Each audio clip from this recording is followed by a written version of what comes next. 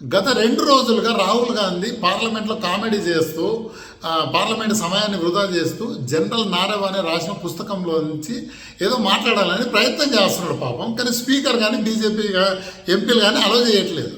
Speaker అనేది ఏంటంటే నువ్వు ఏదో ఒక పుస్తకాన్ని, అది పబ్లిషే కాలేదంటే ఒకళ్ళు పబ్లిష్ అయినా సరే పుస్తకము మ్యాగజైన్ తీసుకొచ్చి దాని గురించి ఇక్కడ మాట్లాడి సమయం వృధం చేయడానికి రూల్స్ ఒప్పుకోవు. ఏదైనా అథెంటిక్ డాటా ఉంటే తీసుకురా, ఓకే అధికారికంగా ఈ డాటా ఉంది దీని మీద మాట్లాడదాం, ఈ దేశ భద్రతకు సంబంధించిందంటే ఓకే. ఫస్ట్ ఆఫ్ ఆల్ ఈ దేశ భద్రత అని తర్వాత మాట మార్చింది రాహుల్ గాంధీ. స్టార్టింగ్లో ఏమన్నాడు, తేజస్వి సూర్య బీజేపీ మన కాంగ్రెస్కు దేశభక్తి లేదు అని ఆయన స్పీచ్లో చెప్పడంతో అట్టయిపోయి బీజేపీకి దేశభక్తి లేదని బురద చల్లే ప్రయత్నం చేస్తూ ఉన్నాడు.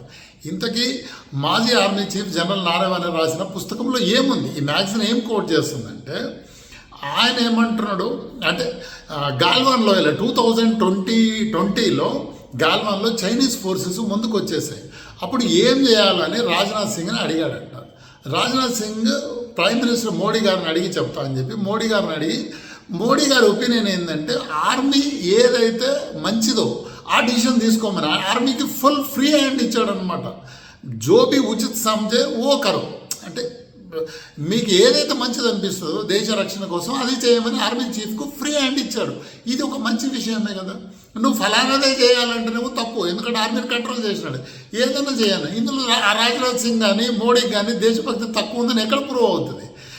ఇది రాహుల్ గాంధీకి అర్థమయ్యే అవకాశం లేదు.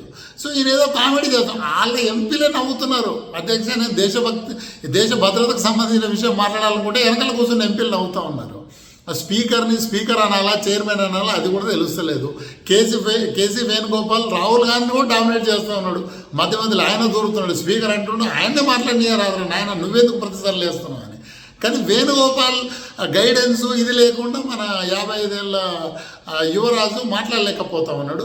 కామెడీ చేస్తూ పార్లమెంట్ సమయాన్ని అంటే ఒక వేస్ట్ చేసే ప్రయత్నం చేస్తున్నాడు. బీజేపీ మీద ఇంకే అలిగేషన్ అని, కానీ అవినీతి కానీ దేశభక్తి లేదు కానీ మోడీ మీద వేస్తే ఎవరు నమ్మే అవకాశం లేదు.